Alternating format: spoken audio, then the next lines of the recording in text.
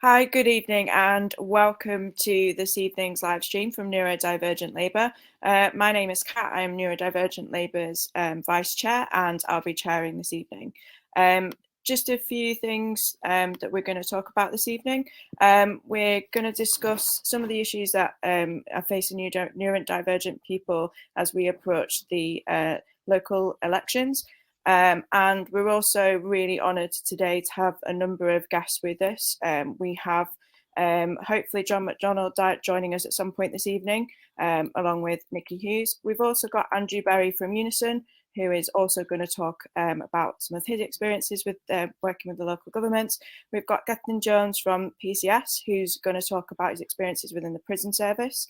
We're also really honoured to have Joe Martin, Ossims Brown, they're here as well. And hopefully many of you know that we've been supporting the campaign to secure justice for Ossim, and it'd be really, really great if you could do some shouts outs to Ossim in the chat and comments, and also if you could share our stream on social media so that we can also get some of more of the support for Ossim's campaign out there as well. There are also petitions as well. It would be really great if you could support the petition and some of the campaigns around Ossim, securing justice for Ossim. So I'm going to start with introducing Andrew Berry from Unison.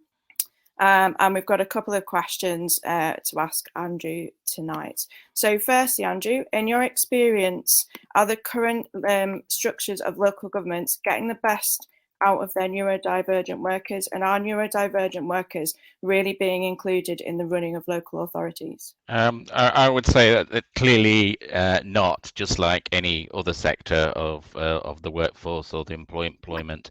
But I do think that local government, some local government anyway, it's all very, because obviously each council can have its own individual policies, as well as a sort of broad national, what's called the Green Book.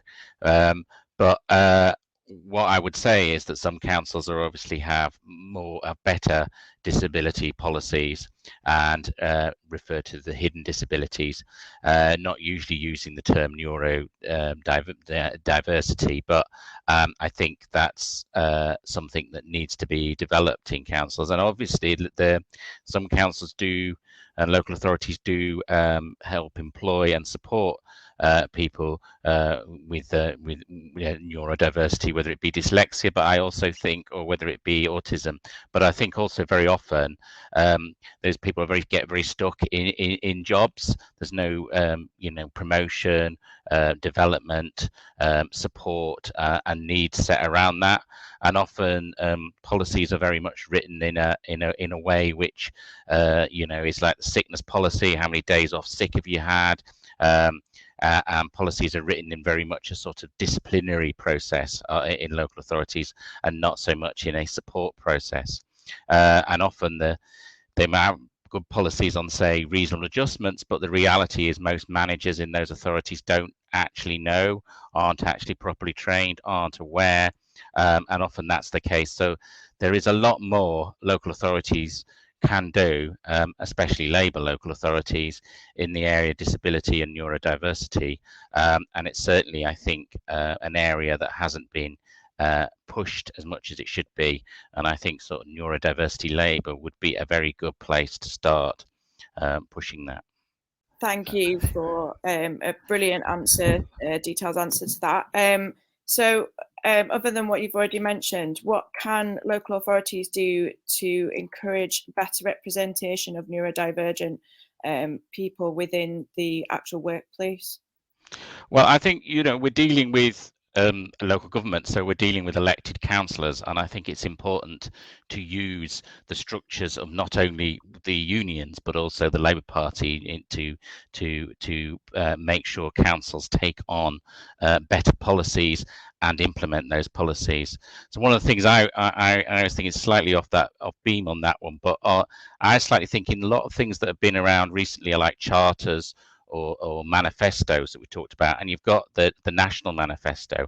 But I think what would be really good is having some ideas, some demands, placed on local authority where we list some of the things, much of what's in the manifesto that we say we want this to be legal, we want this to be regulated, but we have an option in local authority whereby we can ask that council to implement those policies now. We don't need to wait for a government to come in and implement policies. So you've got things like the public sector equality duty. We should be insisting that when they're looking at the stats and how they're making sure that their workforce is accessible, jobs are accessible, that people aren't facing unnecessary disciplinary processes, sickness processes, that they can then use that equality duty to find that out and try and support people.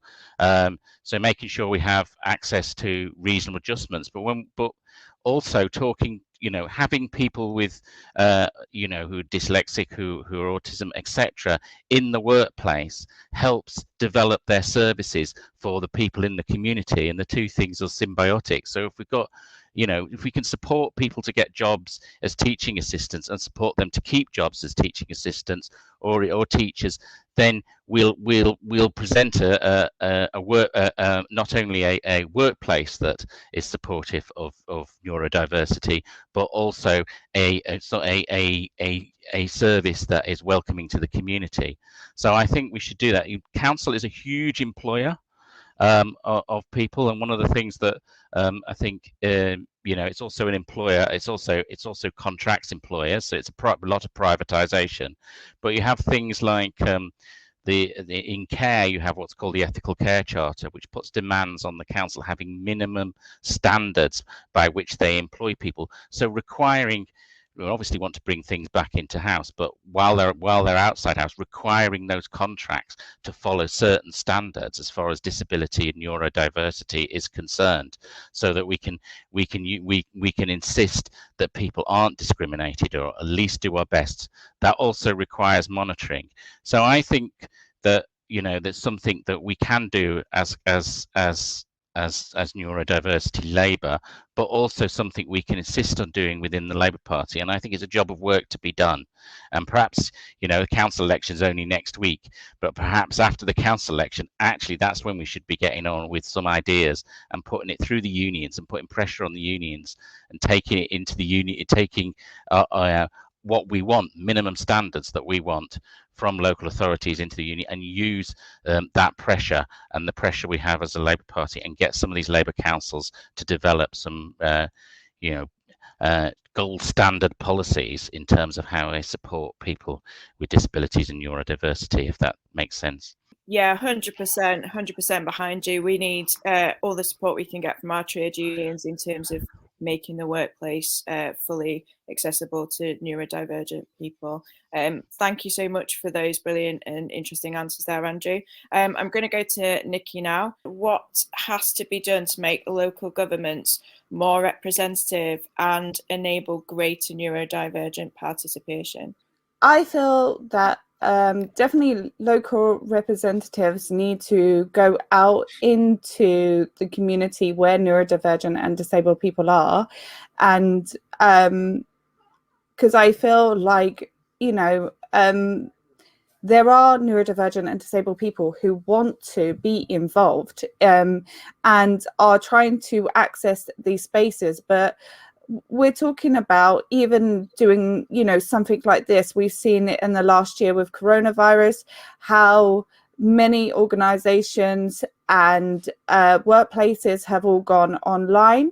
That is being able to have neurodivergent people be able to have accessibility to environments that they might not have been able to before. So it's changing things like that and changing your perspective, which will eventually make things accessible for neurodivergent people who will come forward because there is an audience for it, and then we'll be able to change and affect policy and be able to put things forward. Thank you, Nikki. It's really brilliant to hear that from you, and you have our complete solidarity. And is there anything at all you want to add to that? Yeah, I think for me, I'm Romani, so as a Romani person, we're kept out of spaces and local government and representatives as well. So as part of that, I feel like, you know, being neurodivergent on top of that, we're excluded from a lot of policies. It's easier to, especially being a Romani person, with MPs and representatives a lot of the time using us to gain votes by being quite negative towards us and seeing us as a problem. As a Romani person and being autistic, I feel like the media needs to change around that viewpoint and how MPs speak about us and see us as human beings.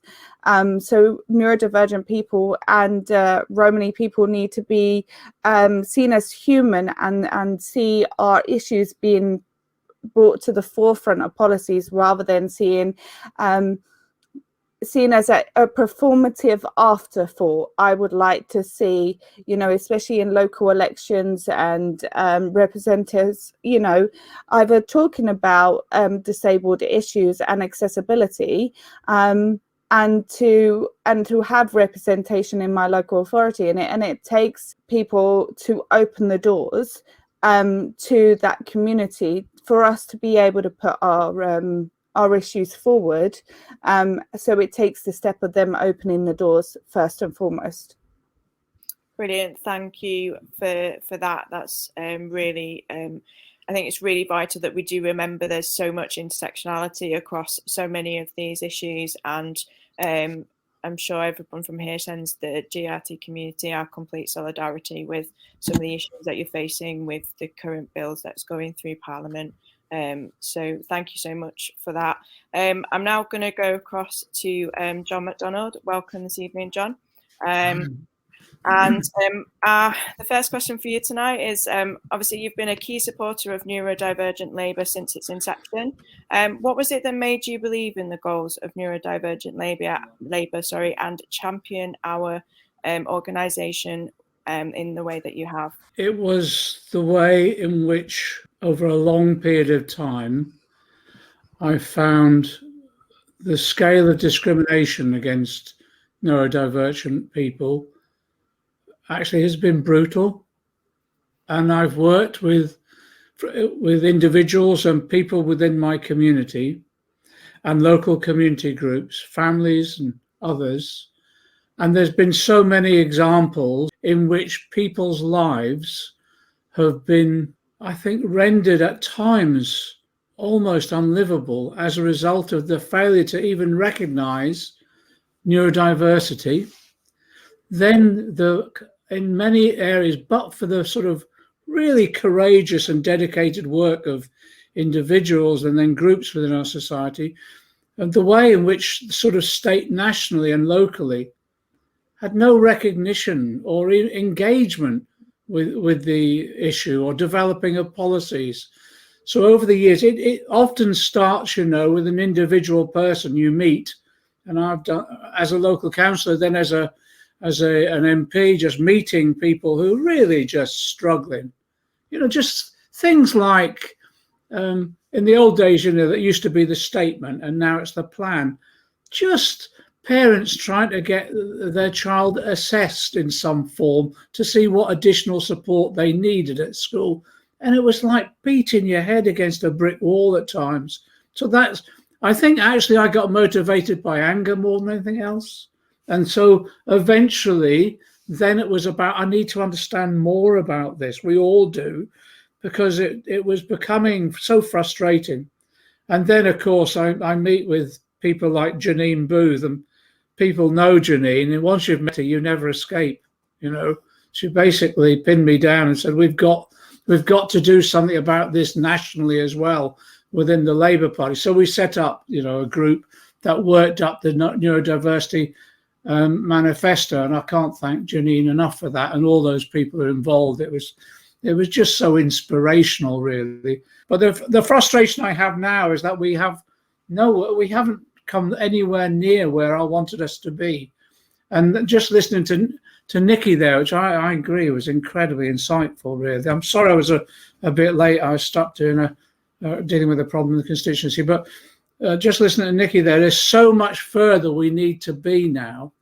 And now we've got these local elections. I just thought this is the opportunity as well to put the issue squarely on the agenda. So when candidates are coming round, or canvassers are coming round, or when you're getting phone called, see which way you're voting, etc., or when you get the leaflet through the door, my view is what we should be saying to people now is, are you willing to sit down with us if you get elected or whatever? Are you willing to sit down with us locally and develop a local manifesto, and then go through all the different aspects of that, engaging with the community, engaging with us to see what is needed on the ground, what is needed locally. And then always, because we've had 11 years of austerity, we know what's happened in many areas. The services have just been wiped out or so overstretched, people can't get to them and they're not adequate. And they were poor enough in the first instance, but after 11 years of austerity, and it's still rolling on, there's another £15 billion worth of cuts coming in public services. So what we've got to do then is say, okay, we understand if there are financial pressures on your local authority, but help us campaign locally and nationally for a change of policy to get the investment. So I think that's where we're at. We need local neurodiversity manifestos. We need local plans developed, but that's got to be done by local councillors and others listening to us, developing it as a result of a detailed process of engagement. And in that way, I think we can move this forward. I'm quite optimistic because I think people are pretty determined now. If you think about it, it's only 4 or 5 years ago, people didn't even understand what the term neurodiversity was. We were having to explain it to them. There was no way in which anyone thought we'd ever construct a manifesto at the national level. And it was what a huge breakthrough. So I'm optimistic we can do it, but it requires the sort of determination that we've seen from so many people up until now. And we've got to stand firm as well. Nikki's point about the GRT, the Gypsy, Roma and Traveller community, it's a good example about, as you said, this intersectionality that we've got to address so often within our society. So there's a completeness about our approach to how we address these issues. It is about empowerment as well, to be honest. We've got to seize the power to enable us to develop the ideas and the policies that we need. And one way of doing that is to ensure that we get proper neurodivergent representation, either by political office, so elected as councillors and MPs, but also by demanding structures at the local level that we can engage with. So there's proper engagement, consultation, and the development of policies at the very local level. Anyway, that's how I got involved, and that's how really I think I want to see the way forward. But brilliant, thank you, John. And secondly, obviously these local elections are a really pivotal moment for the Labour Party. What makes UK Labour the party of choice for neurodivergent people wanting change?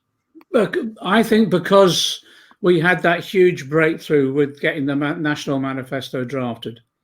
And if you remember after that, what Janine and others did is they were trying to engage with every member of the shadow front bench to say, what are you going to do about implementing it? That we didn't go as far as we could have done, I think, and we've got to go further, but there's still that level, there's still a level of engagement.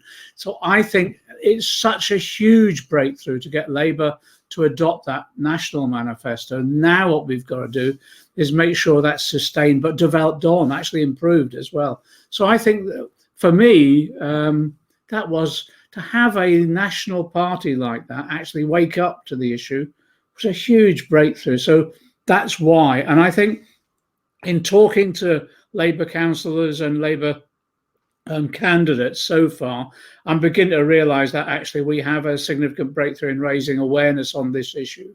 And there is an increasing understanding that they have a responsibility here. And actually it's quite core to what they should be doing once they get elected. So yeah, I'm quite optimistic about all of that, but we still have to be determined, no matter whether it's a Labour council or a Tory council, we still have to be absolutely determined. But I just think now we've had this huge breakthrough, thanks to the work of people on the ground. We've had this huge breakthrough in the Labour Party, and I haven't seen it elsewhere. So that, for me, it's the party that will deliver. Brilliant, thank you, John, and thank you for everything you've done for us so far at Neurodivergent Labour. I'm now going to go across to Gethin, who is from PCS, and he is going to talk to us a little bit about his experience in the prison service. So firstly, Gethin, you obviously have many years' experience working in the prison service. What do you think could be done to improve outcomes for neurodivergent inmates? It's not just about getting the best outcomes for prisoners. There's a lot of work that needs to be done to get better outcomes for staff as well. Most people who work for the prison service, they don't want to slam doors and shout at people. They want to help people and they want to support people.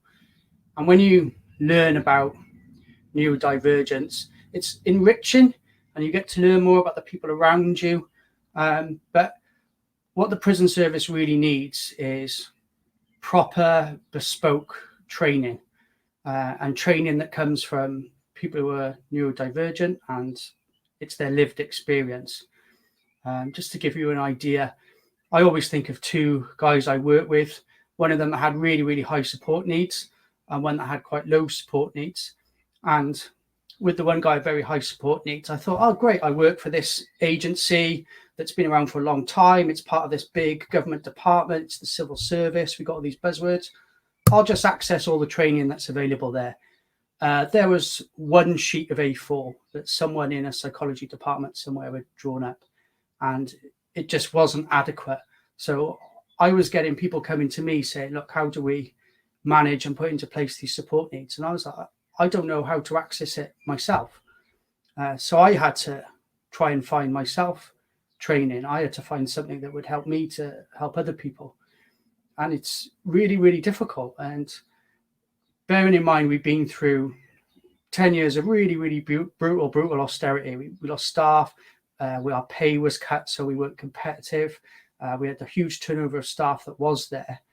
And then you could see that there's this gaping gap in training that's just not being met by your employer. And at the same time, as trade unionists, we're discovering that our managers don't understand neurodivergence and that they haven't been trained in how to manage their staff correctly. So it's a really, really long way to go. And I think it's not just the prison service that needs a lot of work to do. I know myself individually, even when I've tried to access training myself, I still make lots of mistakes and I've still got a lot of work to do. Brilliant, thank you. Yeah, I think you raise a really valid point there.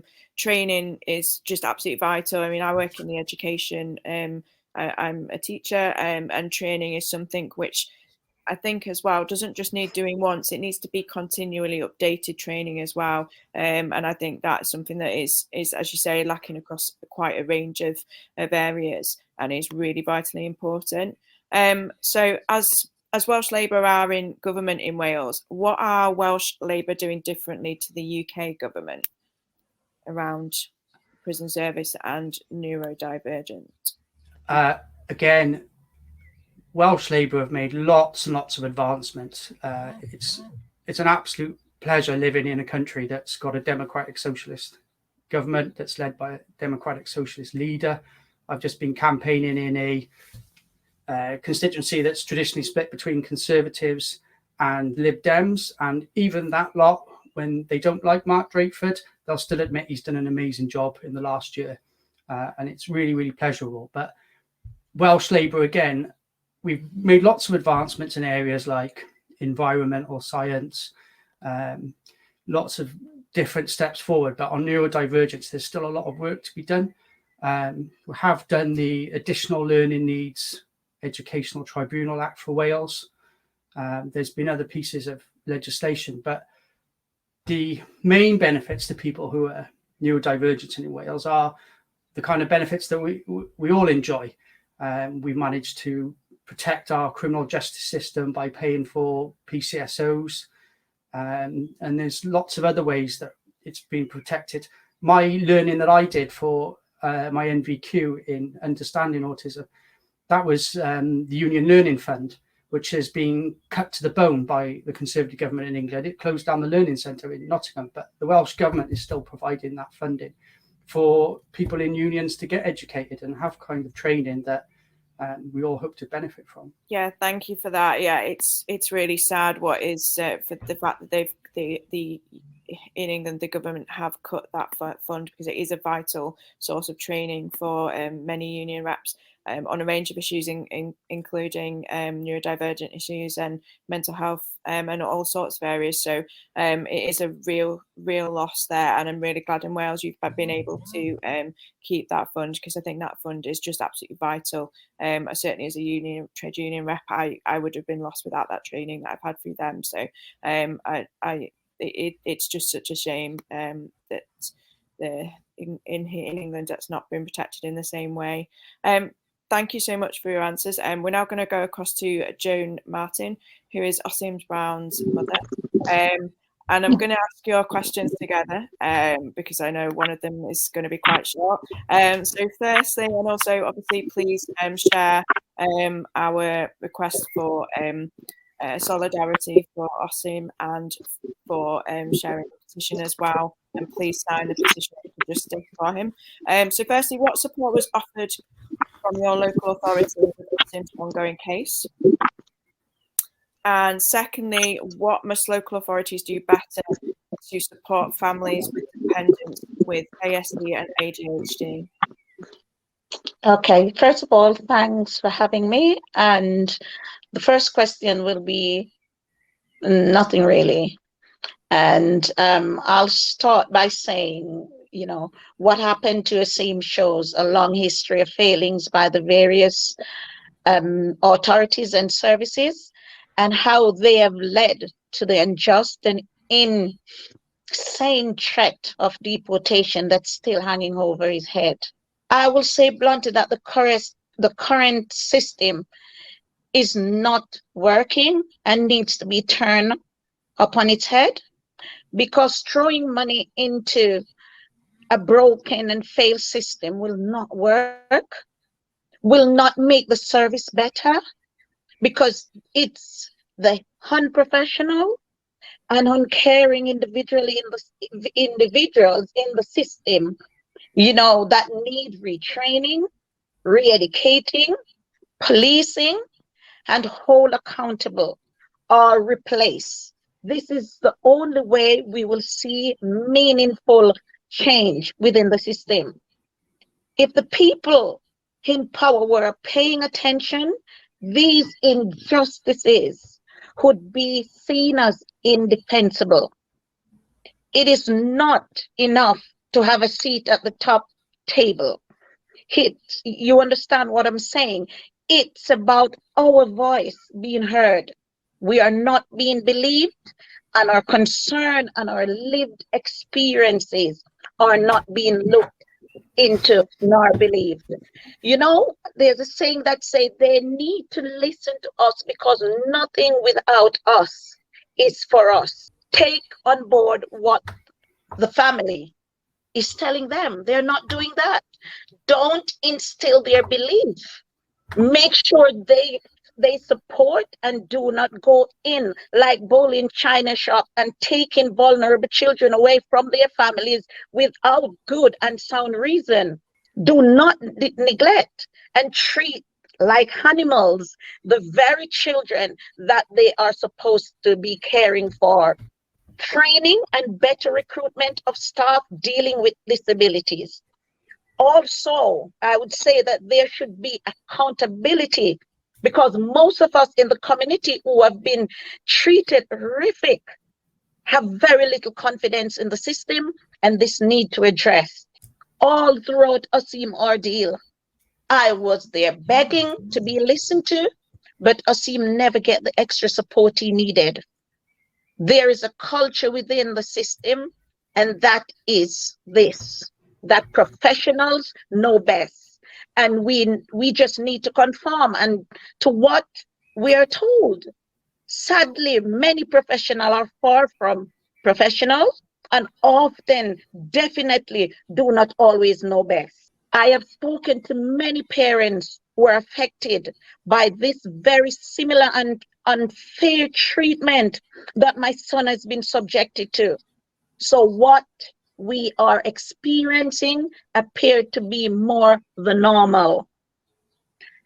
Some of these institutions have been deemed inadequate. hear in and hear out. But these doors have been left open to cause more abuse, pain, neglect, and injuries to families. It is good for it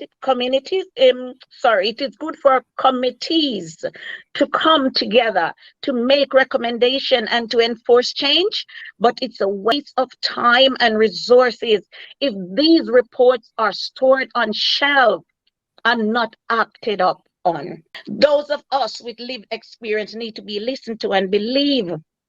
This is our perpetual cry. What is the point of creating these legislation and procedure if these people are not held accountable when they neglect their duty of care and responsibility, and in so doing cause harm? I cannot understand why people who have a duty of care can lose humanity. Because, humanity gives to empathy and compassion. They have to use their power, influence, and position to cause harm. This is what they do, and hurt me and my family and other families as well. What is the government going to do about this situation? Throwing monies at it is not the answer. This sort of treatment is enshrined in the system. We speak out against wrongdoing, but we are fobbed off, brushed aside, and given lame excuses. As parents, we have been blamed, judged, criticized, and vilified by those people who purport to have a duty of care. It has been a horrendous experience for our family and still is. And every day, we are living in fear and worry about what's going to happen next. We are still having problem with social services. We have a meeting 2 weeks ago. They wanted me to send them my care plan. I haven't responded, honestly, with any such care plan because I am waiting on them to assess the same care needs and come up with a standard care plan based upon their assessment. Then I will give my input depending on what they are offering him. However, at the moment, they are appearing to either be stalling or not sure how to deal with his needs. This is one of the reasons why they are failing these vulnerable children in their care. They are very slow to respond to needs. I asked the person who came to assess him what service they can offer, and he could not answer. He went on the computer, and a couple minutes later, he was reading out what service they offer to other clients. They are very indecisive in their approach. It is 6 months since Asim has been released and nothing has been put in place for him. He has no care plan for his physical, psychological, or social rehabilitation. Asim has complex needs, autism, learning disabilities, and other needs to be dealt with timely and sensitive. No one wants to probe his complexities. And this is what led him in the situation in the first place, failings after failings.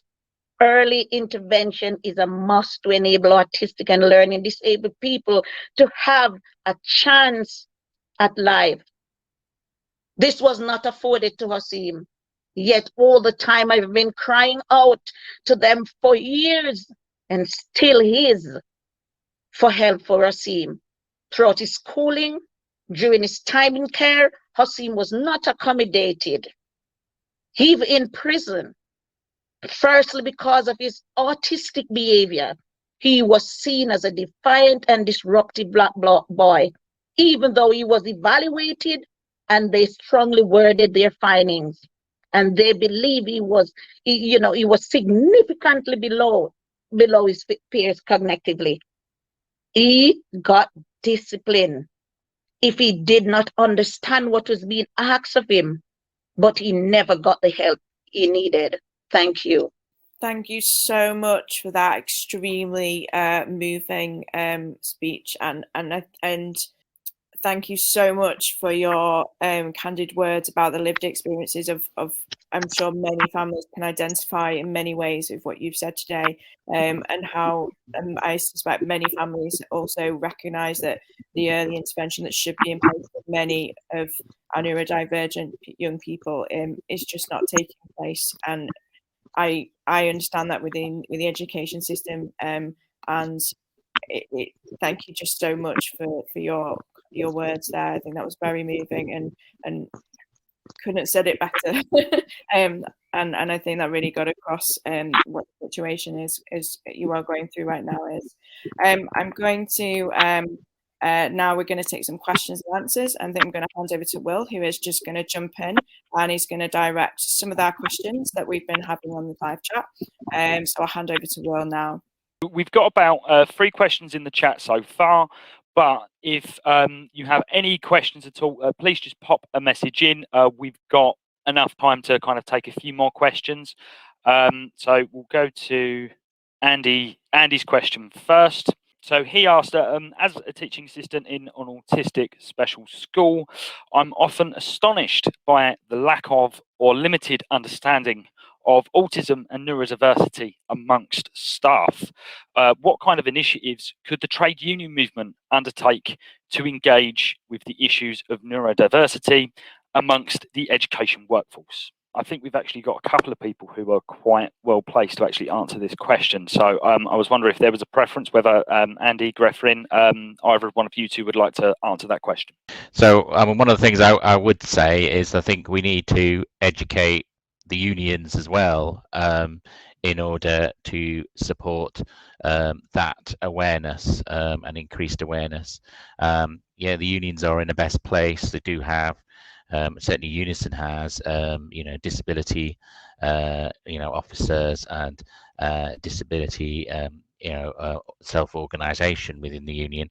But I do think we need a much more wider awareness for all the other officers within the union. So I think we need to start with ourselves in that training, so that we can then make those, bring those arguments into the rest of the workforce about awareness. And I think it also goes back to what I was saying earlier. I do think we need, and John mentioned it as well, we need those sort of demands that we want from councils about how they make those awareness available, how both as trade unions but as the community we can put together something which councils can start to adopt and implement, so that our workforce and our community is better represented in terms of neurodiversity and disability in general.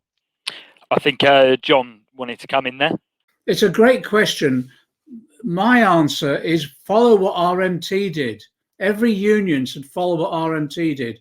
I used to attend the RMT exec, and at that, Janine Booth raised at the RMT executive that the unions should be addressing this issue, and then she set up training courses for RMT members, RMT reps, and then they could almost then go into their workplaces.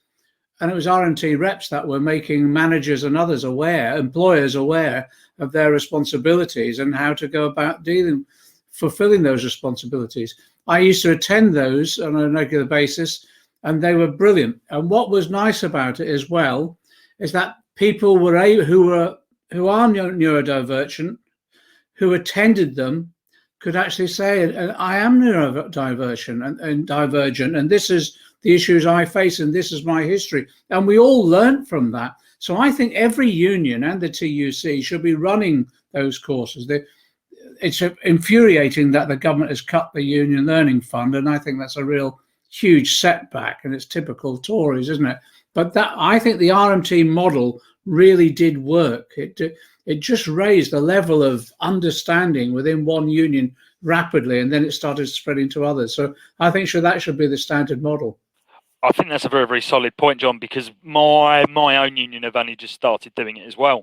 And until we get the people educated that, you know, are the people who are challenging management, especially in the workplace, we won't see that sort of broad spectrum change. Got one more question come up. So Monique's put it to the panel. If you could change one thing to improve the outcomes for neurodivergent people in the community, what would that be? So I'm wondering who's going to stick their hand up first for this question. Nikki's smiling, so I might ask Nikki to answer that one. I would say the one thing that I would change is that for me, we're in 2021. I'm in London. We've just had a Labour London mayor, and he's up for re-election, and it's probably looking like he's likely to win again. And I'm also, my local council is a Labour safe seat since 1997. So for me, I would like to actually see, you know, disability and neurodivergencies being taken into the forefront, especially in local elections and in issues being talked about and dealt with. We hear about the environment, housing, all these other issues, which are, you know, just as important. But I would like somebody in all the times that I've lived in in my local council, I have never had during general elections or local elections, anybody come to my door and talk to me about how disability and accessibility and neurodivergencies could be improved. So I would like to see actually it becoming a discussion by our local councils and by Labour, because it's 2021. It shouldn't be an afterthought. It shouldn't be performative of somebody just standing there nodding their head and saying yes, I understand. And I think that's Labour's main problem with Tories. You know what you're getting. They're open about who they are, whereas I think with Labour there's a lot of talk and not a lot of action. So that's one thing that I would like to see change. Is that local councils and local representatives are actually talking about disability issues out in the forefront and making it more of a mainstream discussion. Just to follow up Nikki's point, if I could, one way of doing that, and I think Nikki's exactly spot on. I think one way of doing that is having a legal responsibility on all councils and all government departments to engage with the neurodivergent community, but all to develop a plan for every area. So the local authority has to develop a plan and strategy for neurodiversity within their particular area in every government department, put a legal responsibility on that. That then becomes enforceable if people aren't getting the services. Claire Keenan put in the chat, which I thought was a brilliant idea, training on neurodiversity must be mandatory for all workplaces. Can I just raise one other point? If there is to be plans, etc., the one thing that's impacting upon me I've got a Tory council, the one thing that's impacting upon me at the moment is that trying to get, as we say, it used to be the statement, now it's the plan, trying to get an early years interventions, the point that Joan made, trying to get an early intervention is arm wrestling at the moment, because lots of local authorities are basically turning away the applications for a plan, even though it's recommended by the school or even an educational psychologist, because they're looking at the bottom line of cost rather than actually looking at what that young person needs. And I think we've got to, strengthen the law about making sure that parents and youngsters get access to a properly funded and implemented plan, so that we can really deal with this at a very early age and recognise that it does need resources, additional resources in schools and nurseries and elsewhere. But that's at the moment, I'm finding a real struggle. It's got worse in recent years, to be honest. It's an absolute postcode lottery with trying to get access to services, especially with young children. I'm very, very lucky in that my daughter's had very, very quick access to services because we live in a borough that seems to believe in it, but that's not the case for everyone. it kind of chimes into this next question. So, is there any legal steps we can take to hold the NHS service commissioners for not meeting the requirements for autism services under the Autism Act? It's clear that my local authority isn't meeting its statutory obligations, but that means for holding people responsible for this is unclear, especially where there aren't partnership boards and up-to-date autism strategies, etc., in place, which kind of sort of adds to the point. It's we can try and put more stuff in place, but there's also the existing issues that we have this existing legislation that isn't being met now. I think it's as much about ensuring that there are resources available for individuals and families to challenge the system, as well as the law. So lots of laws have now been put in place, often not implemented, and it's very difficult for an individual or a family to actually challenge the individual body or authority that's not delivering. And part of that is about the cuts to legal aid. So in some instances, it doesn't necessarily need to change the law.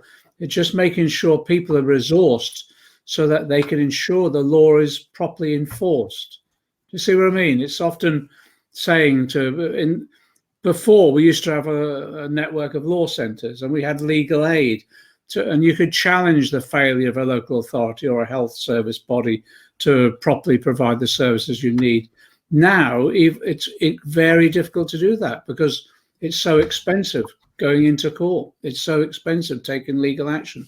So rather than just changes in law, I'd like to see a much more resourced legal system to enable people to challenge and get their rights, enforce their rights. Just wanted to say one of the things. I mean, talking about resources, I think working in local government myself and working in social services myself, there's lots of legislation that is passed around, assessments and requirements of care acts and carers assessment, etc.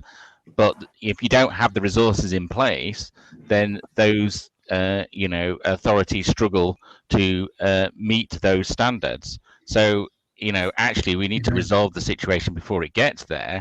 If we don't provide the resources and the cuts that are faced in social services and in local government through the last 10 or so years, what we should be aiming to do is avoid getting to the point where we're having to take legal action if we can. But part of the problem is that those workers are under a massive amount of pressure, and quite often you do this assessment. For example, you do a care assessment for a care assessment, can't actually provide very much. So it feels a bit like, well, what am I doing that for? So those things need to be backed up by something solid, which it's not always the case when the legislation goes through. Yeah, I agree. I think things are all already in place. Like lawfully, there are things in place that you can do, but like John and Will said, it's the resources, and then the taking away of services and law centres that are able to help parents and neurodivergent people to be able to challenge local authorities or the NHS.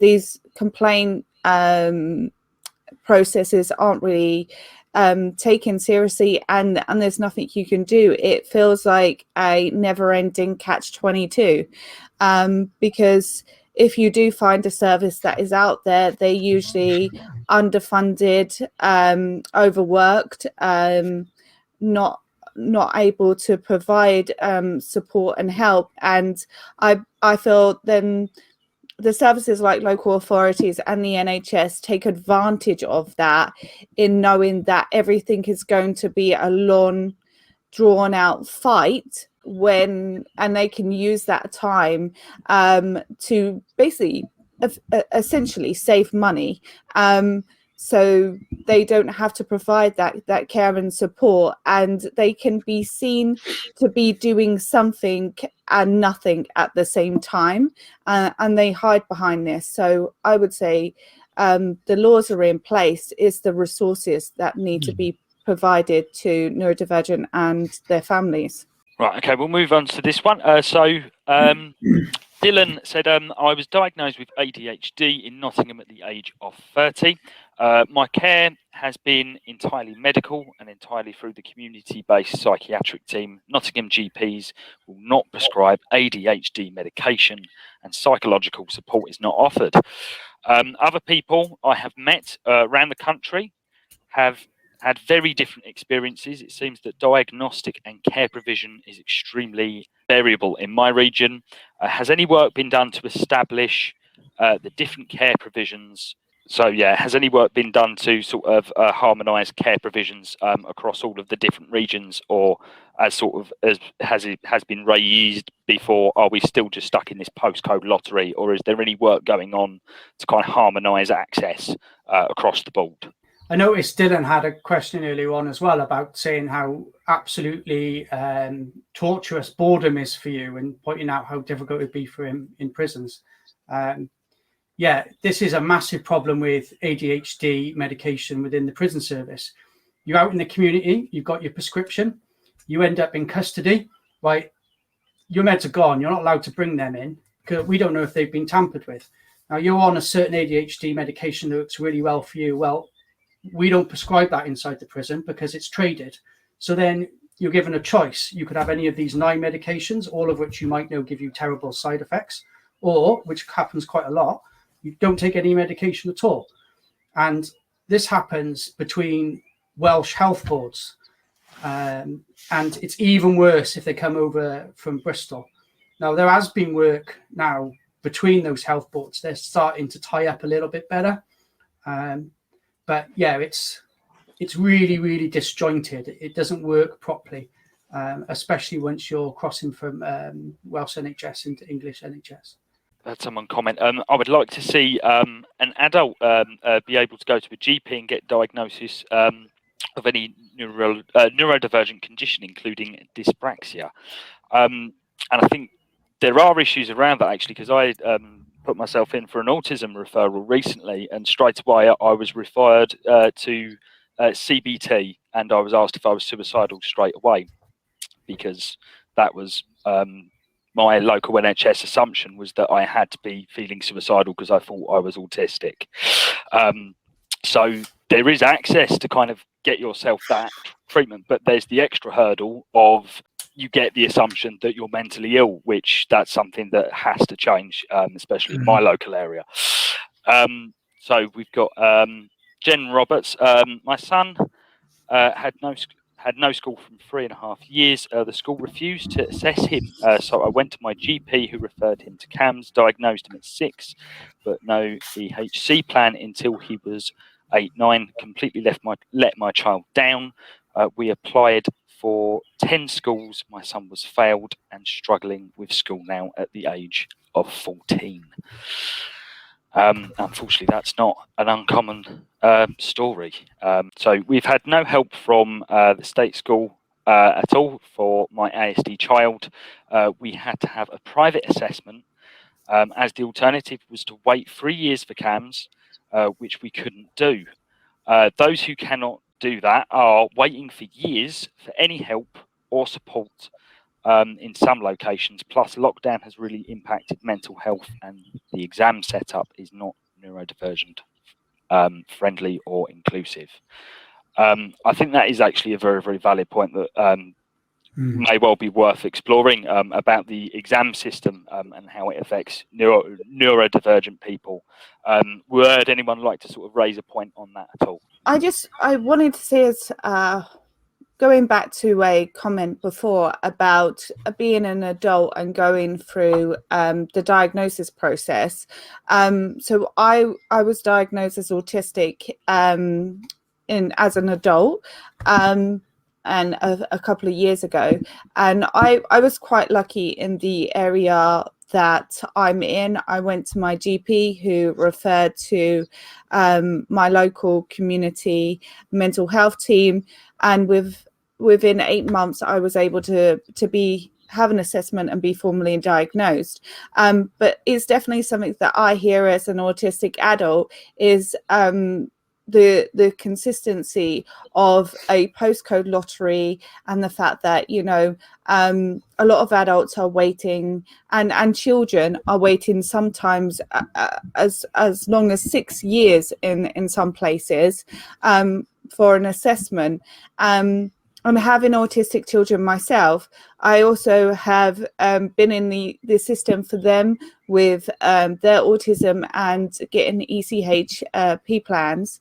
And all this process is that, like, they say it's a lot of this is based on their needs rather than their diagnosis, but the emphasis is very much still on the diagnosis during this process. And that's why, in my opinion, as an autistic person and as a parent of autistic people, and I hear from parents a lot, is, in my view, local authorities and the NHS have these huge waiting times, because ultimately it means they don't have to do anything in the meantime. And there's years and years of children struggling at school, not getting the support that they need, and therefore not getting the education that they need, and then becoming way behind their peers. And this is a carry-on effect through the years into their adult life, because then they're not able to get the jobs because they don't have the skills, because the support was not in place. And it fundamentally, in my view, all comes down to saving money, and we need to see it as a priority to have these things diagnosed. I have severe dyscalculia, which means that and dyslexia. And with the dyscalculia, I was diagnosed in school as dyslexic, but as an adult, I can't get a formal diagnosis of dyscalculia, and therefore can't have any support. And when I hear how I struggled in school with maths, and that has transferred into my adult life with being able to work, even go to the shop to be able to calculate the change that I would get, I wouldn't be able to tell if I was shortchanged in a shop, because I wouldn't be able to do that mental maths quick enough. And the support in education, when it comes to things like dyslexia, dyscalculia, dyspraxia, these things aren't being assessed, and they're not being taken care of at school, because they're seen as lesser neurodivergencies and lesser support needs, and therefore the NHS a lot of the time are not diagnosing these. I had to really fight for my son's diagnosis of dyspraxia, and he has severe dyspraxia and needs a lot of support for that, because it means he's constantly falling over and at risk of very serious injuries, and needs support in school for that, especially when he's doing physical education. And the fact that even in my local area, they don't diagnose dyslexia and dyspraxia anymore, I think is absolutely ridiculous, that children who are then turning into adults are not getting this support at all. And these things need to be talked about. And it seems that unless you're in that system, unless you are neurodivergent or have a neurodivergent family member, none of this gets talking about. You are unaware of it. Life goes on as normal, and these aren't things that are being talked about. And the system is really, really broken, and it's taken its toll on neurodivergent people and their families who are taking care of them, and it's going under the radar and not being taken seriously at all. And it's frustrating for me to constantly see that this system is broken, hear from parents and other autistic people who talk about their struggles in getting the support, and nobody else seems to be listening. It seems to be that we're all screaming into the wind, and nobody seems to take this seriously. And you know, the whole system needs an overhaul, especially in education. Because and about the exam thing, you know, I'm an autistic person. I have dyscalculia and I have dyslexia.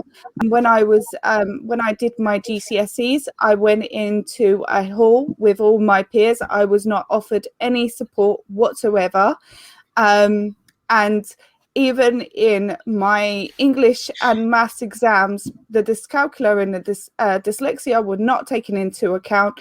So I was marked at the same level as my peers, when I have areas of struggle and needed more support.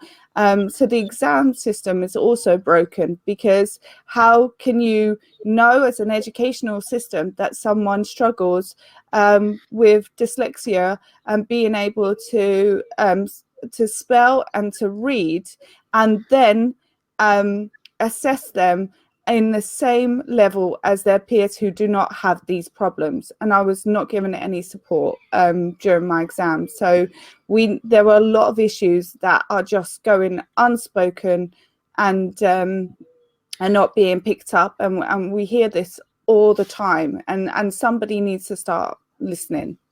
But that's just my take. Sorry, my little rant. That was really, really spot on, Nikki, actually.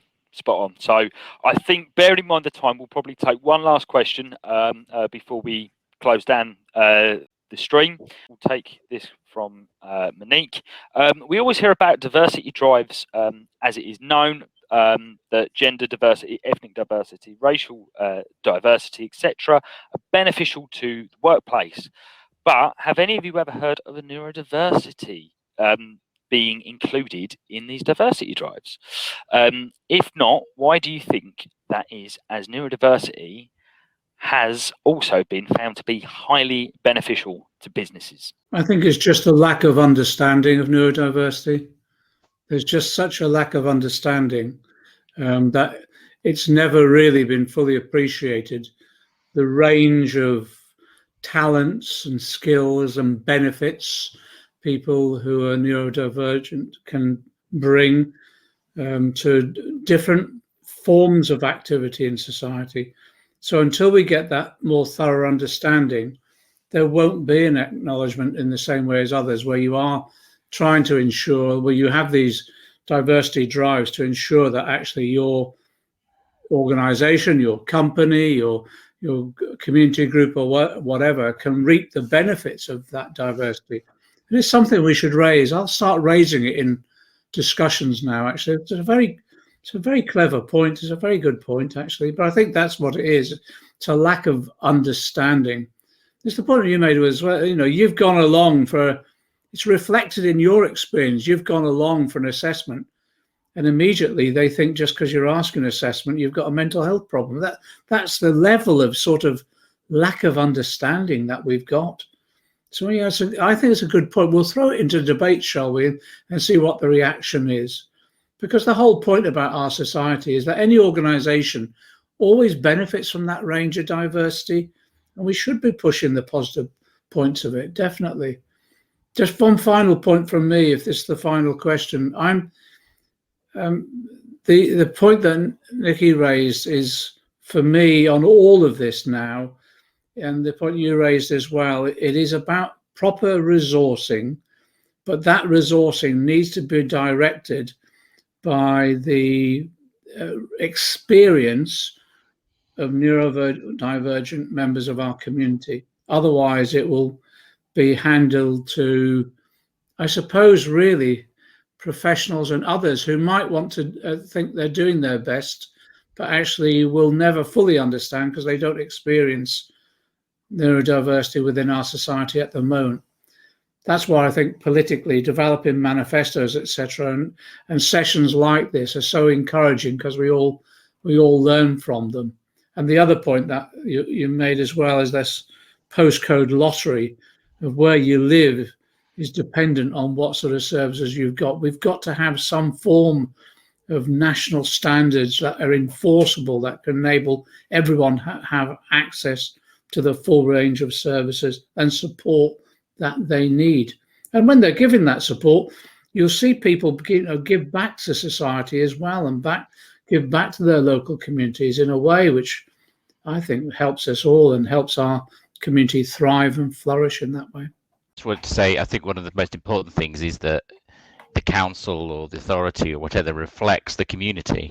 So it's no good if we're providing services and support for members of the public who are neurodivergent, but we don't have any neurodivergent staff. We'll never fully understand what it's like. We won't have those experiences. We won't have those learned experiences of our own. So unless that seems a fundamental part of it. If the councils want to provide better services, and hopefully many of them do, to their community and to neurodivergent members of the community, then they need neurodivergent members of the community to be in the workforce and to be right through the workforce. And the other thing I just want to say, particularly when it comes, it's not quite reflecting on some of the experiences, but later on in the workplace, I think it's important to be aware of of a social model of disability as well. I get it's really important to make sure people get the diagnosis and get those processes, but actually that doesn't stop the council doing, making their workplace accessible for people's needs. It doesn't stop those workforces listening to what's being said and hearing the difficulty those workers are having, and being supported by the union and making those changes, and not waiting for such for a piece of paper or that says I've got X, or or I'm autistic or I'm dyslexic.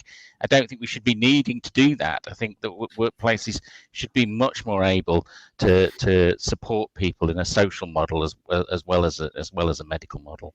I think those were some absolutely wonderful last points, and actually some really, really good sort of closing statements, because I think it's absolutely essential that we continue to have these sorts of debates, and especially in the run-up to elections. So I think we would be remiss if we didn't ask our audience to vote Labour. Bearing in mind we are Neurodivergent Labour, absolutely everywhere that they can. So last of all, I'd like to thank everyone who's been watching tonight, but I'd also love to give an extra special thank you to everyone who came onto the stream tonight.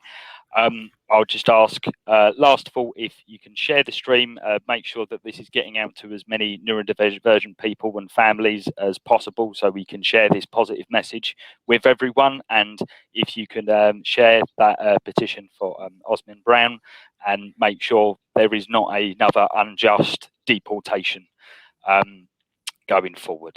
So thank you very much, and have a good evening, and vote Labour.